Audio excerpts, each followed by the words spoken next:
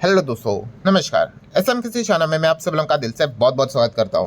दोस्तों, आज के दिन की अगर हम लोग बात कर ले, कमाल का परफॉर्मेंस अगेन बाजार में हम लोग को देखने को मिल चुका है। 0.5% की तेजी ऑलमोस्ट सेंसेक्स में देखने को मिल चुकी है। निफ्टी में भी सेम वैसा ही परफॉर्मेंस है, 0.5% की तेजी।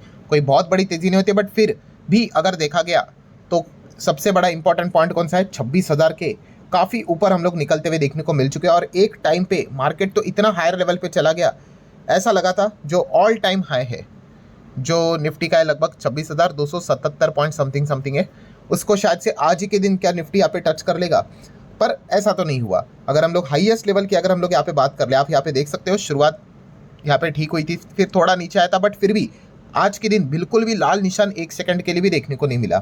पूरा हरे रंग में ही बाजार रहा, ऊपर नीचे थोड़ा बहुत यहाँ पे हो रहा था। सो आप देख सकते हैं हाईएस्ट लेवल कितना था आज के दिन का, 26,246.65, जो कि अब 52 वीक हाई भी यहाँ पे बन चुका है। ऑल टाइम हाई के लिए से थोड़ा सा यहाँ पे हम लोग को दूरी रहते हुए देखने को यहाँ पे मिल गई, बट जिस प्रकार का मोमेंटम यहाँ पे बना है, अगर यहाँ पे अगर ट्रेड डील जैसी अगर खबर आ गई तो फिर तो ऑल टाइम हाई तो क्रॉस होगा ही, और एक नया ऑल टाइम हाई भी हम लोग को सेट होते हुए देखने को यहाँ पे मिल सकता है। सो कमाल का परफॉर्मेंस बाजार में हम लोग को देखने को यहाँ पे मिला। और जैसे मैंने आपको एडवांस में ही बताया था कि ये जो हफ्ता है उसमें आपको बहुत एक्सट्रीमली चीज़ें देखने को मिलेगी। इधर एकदम ज़बरदस्त तेजी आएगी या फिर एकदम ज़बरदस्त गिरावट। नॉर्मल फ्लैट परफॉर्मेंस नहीं रहेगा, क्योंकि ऐसे ऐसे बड़े बड़े इवेंट्स जो हम लोग को देखने को मिल रहे हैं, और वैसा ही हम लोग को देखने को यहाँ पे मिल चुका है। नो डाउट हम कह सकते हैं काफ़ी लोगों का पोर्टफोलियो में आज के दिन शायद से इतना कुछ बड़ा रिएक्शन देखने को नहीं मिला होगा, अनटिल एंड अनलेस उनके पोर्टफोलियो में कुछ पर्टिकुलर स्टॉक्स नहीं होंगे। तो मतलब अगर आप चेक करोगे ब्रॉड इंडाइसिस लेवल पे, यहाँ पे इतना कुछ खास परफॉर्मेंस नहीं है। एकदम पॉइंट पॉइंट में यहाँ पे चलते हुए देखने को मिल चुके हैं, कोई खास परफॉर्मेंस यहाँ पे देख सकते हैं। एकदम कुछ कुछ जगह पे तो लाल निशान हम लोग को देखने को यहाँ पे मिल चुके हैं। माइक्रो कैप में भी लाल निशान देखने को मिल चुका है। सेक्टरियल इंडाइसेस भी देखेंगे तो इतना कुछ दमदार परफॉर्मेंस हम लोग को देखने को नहीं मिला है, बट फिर भी अगर हम देखेंगे तो इतना बड़ा फिर तेजी कैसे आया। तो ऑब्वियसली दोस्तों, इंडेक्स में तेजी अगर आती है तो इंडेक्स रिलेटेड स्टॉक ने ही अगर ज़बरदस्त परफॉर्मेंस दिखाया तो ही तो वो तेजी पॉसिबल यहाँ पे बन जाती है।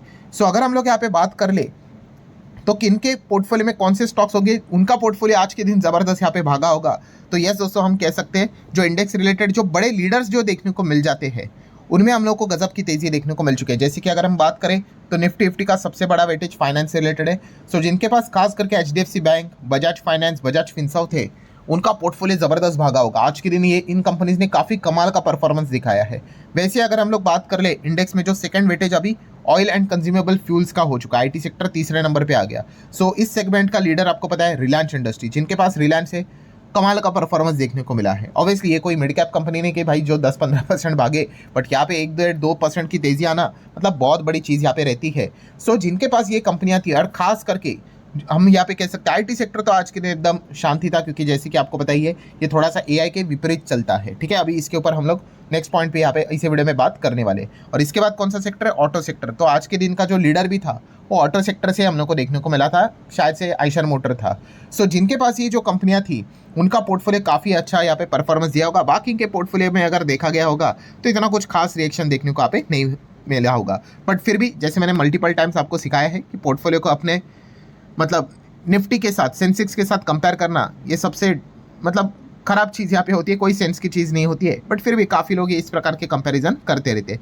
एनीवेज दोस्तों, ये तो बेसिक बात हो गई। अब आ जाते हैं सबसे इंपॉर्टेंट दमदार बात के ऊपर। कौन सा, जिस चीज़ को लेकर जैसे मैंने आपको बताया था लेट नाइट हर कोई, पूरी दुनिया यहाँ पे जग रही थी, एनवीडिया। यस, एनवीडिया के नंबर्स यहाँ पे सामने यहाँ पे आने वाले थे, और ऑब्वियसली नंबर तो सामने यहाँ पे आ चुके हैं। और एक सवाल का जवाब मिलने वाला था कि बॉस क्या एआई बबल है या नहीं है।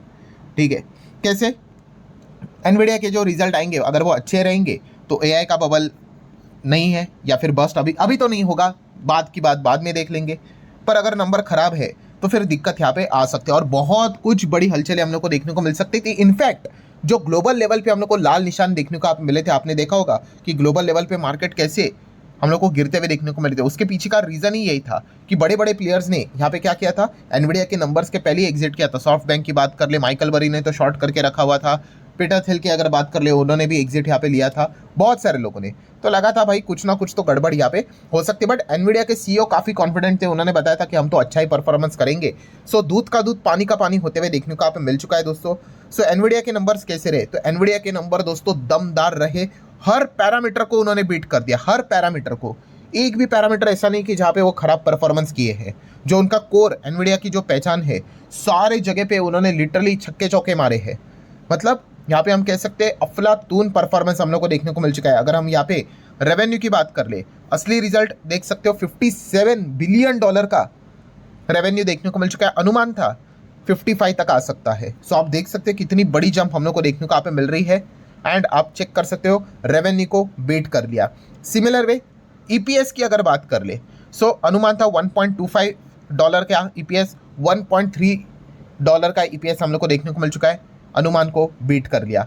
देन भविष्य के रेवेन्यू गाइडेंस की अगर बात कर ले, अगला Q4 की अगर बात कर ले, अच्छा काफ़ी लोग ये कहते हैं कि सर ये इन्होंने Q3 लिखा है, Q4 लिखा है, ये तो Q2 होना चाहिए। नहीं, अमेरिका की अगर बात करें वो कैलेंडर ईयर को फॉलो करते हैं। हम किसको फॉलो करते हैं? यस, हम अप्रैल से फॉलो करते हैं। अप्रैल, मई, जून ये Q1, फिर जुलाई, अगस्त, सितंबर ये Q2। ठीक है, वहाँ पे नहीं, वहाँ पे जनवरी, फरवरी, मार्च, अप्रैल, मई, जून ऐसा वो फॉलो करते हैं। तो इनका हमेशा आगे वाला क्वार्टर नजर यहाँ पे आ जाता है। तो इसीलिए उनके जो नंबर रहते हैं, अभी हम लोगों ने टाइटल पढ़ा था, वहाँ पे लिखा है क्या? नहीं, आगे देख लेंगे, वो Q3 मेंशन करते हैं। सो अगला जो क्वार्टर रहेगा Q4 की अगर हम लोग बात कर ले, तो वहाँ पे उन्होंने जो रेवेन्यू गाइडेंस दिया वो तो और भी ज़्यादा दिया है।